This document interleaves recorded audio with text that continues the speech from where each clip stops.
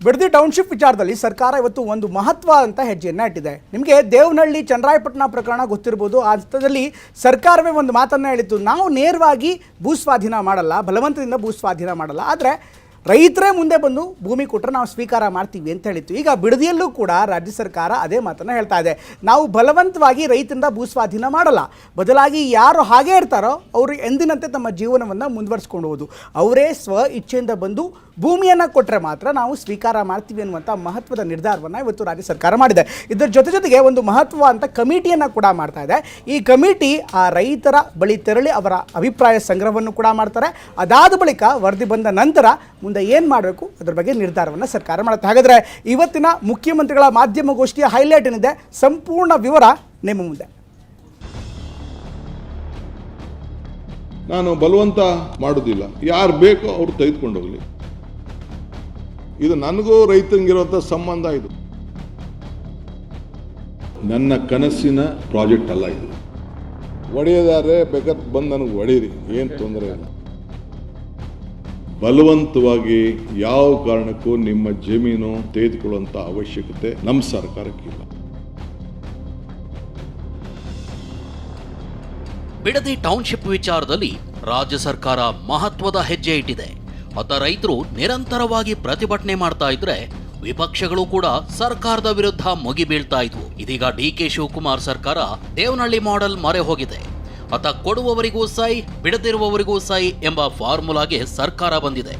ಅರ್ಥಾತ್ ಸರ್ಕಾರ ಈಗ ಬಿಡದಿ ವ್ಯಾಪ್ತಿಯಲ್ಲಿ ಒತ್ತಾಯಪೂರ್ವಕವಾಗಿ ಭೂ ಸ್ವಾಧೀನಕ್ಕೆ ಬ್ರೇಕ್ ಹಾಕಿದೆ. ಯಾವ ರೈತರು ಸ್ವ ಇಚ್ಛೆಯಿಂದ ಭೂಮಿ ಕೊಡ್ತಾರೋ ಅಂಥವರಿಂದ ಮಾತ್ರ ಭೂ ಸ್ವಾಧೀನ ಮಾಡಲಾಗ್ತಾ ಇದ್ದು, ಉಳಿದ ರೈತರು ಹಾಗೆ ತಮ್ಮ ಜೀವನ ಮುಂದುವರಿಸಬಹುದು ಅಂತ ಸಿಎಂ ಡಿಕೆ ಶಿವಕುಮಾರ್ ಘೋಷಿಸಿದ್ದಾರೆ. ಈ ಮೂಲಕ ಒತ್ತಾಯಪೂರ್ವಕವಾಗಿ ಭೂಮಿ ಕಸಿಯಲಾಗ್ತಿದೆ ಅನ್ನೋ ಆರೋಪವನ್ನ ದೂರ ಮಾಡಲು ಸಿಎಂ ಡಿಕೆ ಮುಂದಾಗಿದ್ದಾರೆ. ಇದರ ನಡುವೆ ಬಿಡದಿ ಟೌನ್ಶಿಪ್ ಯೋಜನೆ 2ನೇ ಹಂತದ ಅಂತಿಮ ಅಧಿಸೂಚನೆ ಪ್ರಕಟವಾಗಿದ್ದು, ರಾಜ್ಯ ಸರ್ಕಾರದಿಂದ 4 ಗ್ರಾಮಗಳ ಜಮೀನು ಭೂ ಸ್ವಾಧೀನಕ್ಕೆ ಅಂತಿಮ ಅಧಿಸೂಚನೆ ಹೊರಡಿಸಲಾಗಿದೆ.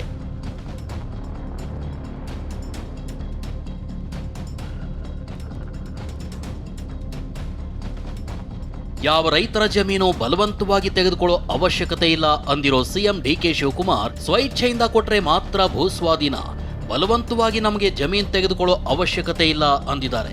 ಬಲವಂತವಾಗಿ ಯಾವ ಕಾರಣಕ್ಕೂ ನಿಮ್ಮ ಜಮೀನು ತೆಗೆದುಕೊಳ್ಳುವಂಥ ಅವಶ್ಯಕತೆ ನಮ್ಮ ಸರ್ಕಾರಕ್ಕಿಲ್ಲ.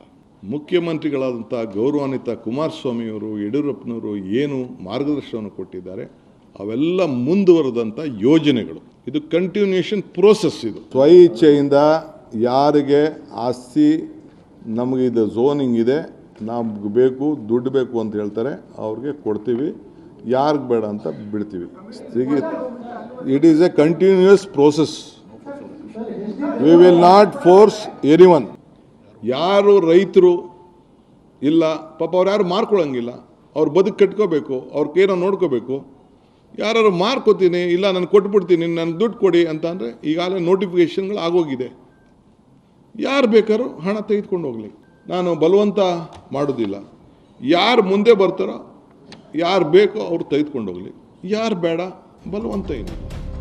ಇದಿಷ್ಟೇ ಅಲ್ಲ, ಬಿಡದಿ ಟೌನ್ಶಿಪ್ ಯೋಜನೆ ವಿಚಾರದಲ್ಲಿ ಯಾವ ರೈತರಿಗೂ ತೊಂದರೆ ಆಗಬಾರದು ಅಂತ ಸಿಎಂ ಡಿಕೆಶಿ ಹೊಸ ಹೆಜ್ಜೆ ಇಟ್ಟಿದ್ದಾರೆ.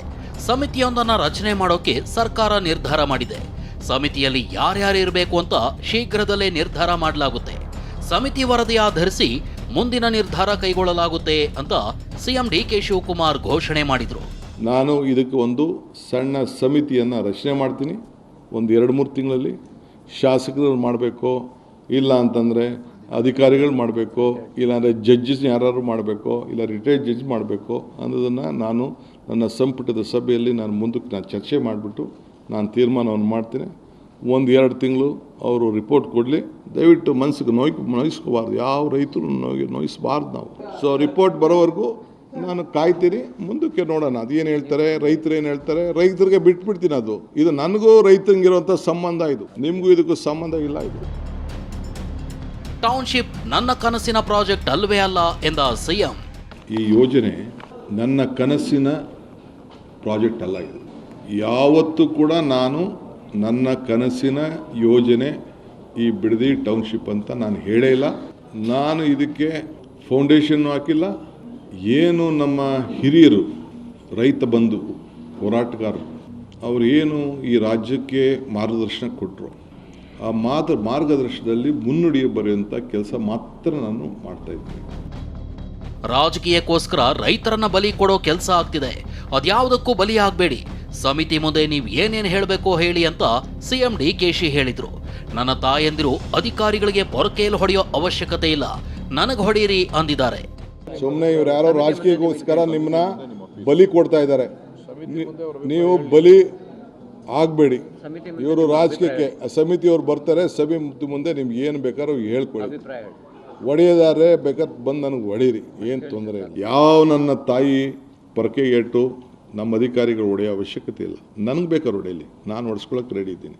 ನಂದೇನಾದ್ರು ತಪ್ಪಾಗಿತ್ತು, ನಾನೇನಾದ್ರು ತಪ್ಪು ಮಾಡಿದರೆ, ಅವ್ರ ಬದುಕಿಗೆ ನಾನೇನಾದ್ರು ಕೈ ಹಾಕಿದರೆ ನಾನು ಈ ವಾಸ್ತವಾಂಶ ತಿಳಿಸ್ಬೇಕಲ್ಲ, ಇದನ್ನು ಎಲ್ಲರಿಗೂ ತಿಳಿಸ್ಬೇಕಲ್ಲ. ನಾನು ಹೇಳ್ತಾ ಇದ್ದೀನಿ, ನನ್ನ ರೈತರ, ನನ್ನ ತಾಯಂದಿರಿಗೆ ನಿಮ್ಮ ಹತ್ರ ಎಲ್ಲ ಮಾತಾಡಿದ್ದೀನಿ, ನೀವೆಲ್ಲ ಬಂದಿದ್ದೀರಿ ನನ್ನ ಹತ್ರ. ಬಿಡದಿ ಟೌನ್ಶಿಪ್ ಯೋಜನೆ ವಿಚಾರದಲ್ಲಿ ದೇವನಹಳ್ಳಿ ಮಾಡೆಲ್ ಅನುಸರಿಸೋಕೆ ಸರ್ಕಾರ ನಿರ್ಧಾರ ಮಾಡಿದೆ. ಹಾಗಾದ್ರೆ ಏನಿದು ಮಾಡೆಲ್ ಅನ್ನೋದನ್ನ ನೋಡೋದಾದ್ರೆ,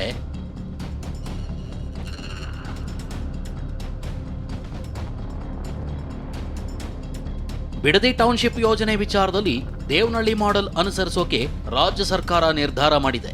ರೈತರು ಸ್ವಇಚ್ಛೆಯಿಂದ ಭೂಮಿಯನ್ನ ಕೊಟ್ರೆ ಮಾತ್ರ ಸ್ವಾಧೀನ ಮಾಡಲಾಗುತ್ತೆ.